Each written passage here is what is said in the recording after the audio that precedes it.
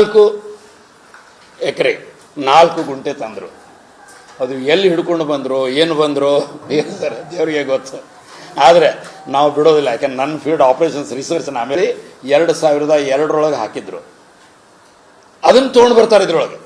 ಯಾವ ರೀತಿ ನಮ್ಮ ಅಧಿಕಾರಶಾಹಿಗಳಿಗೆ ಕೆಲಸ ಮಾಡ್ತಾರೋ ಅನ್ನೋ ವೈಖರಿಗೆ ಇದಕ್ಕಿಂತಲೂ ನಾವು ಕನ್ನಡ ಹಿಡಿಲಿಕ್ಕೆ ಏನು ಸಾಧ್ಯ ಇಲ್ಲ. ಅವಾಗ ನಾವು ಹೇಳ್ತೇವೆ ಅವ್ರಿಗೆ ಇದಲ್ಲ ನಮ್ಮದು ಸ್ವಾಮಿ ಅಂತ.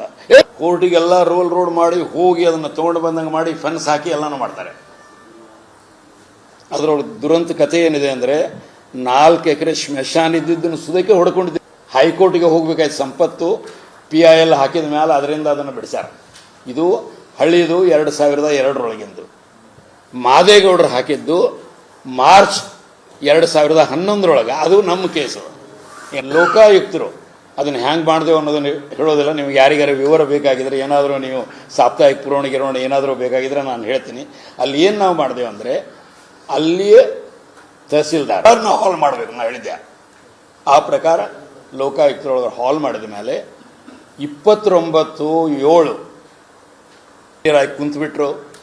2020 ಮಂಜುನಾಥ್ ಪ್ರಸಾದ್ ಅಂತ ಪ್ರಿನ್ಸಿಪಲ್ ಸೆಕ್ರೆಟರಿ ರೆವಿನ್ಯೂ ಇದ್ದಾಗ ಅವರು ಅಲ್ಲಿ ಕಡೆಯಿಂದ ಏನೋ ಒಂದು ಮಾಡ್ಕೊಂಡು ಬಂದಿದ್ದಾರೆ. ಎಷ್ಟರ ಮಟ್ಟಿಗೆ ಥರೋ ಮಾಡಿದಾರೋ ಏನು ಮಾಡಿ ನಾವು ಒಂದು ಡಾಕ್ಯುಮೆಂಟ್ ಕೊಟ್ಟೆವು.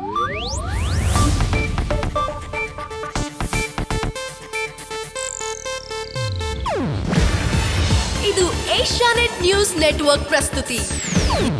ನೀವು ನೋಡ್ತಿದ್ದೀರಾ ಏಷ್ಯಾನೆಟ್ ಸುವರ್ಣ ನ್ಯೂಸ್.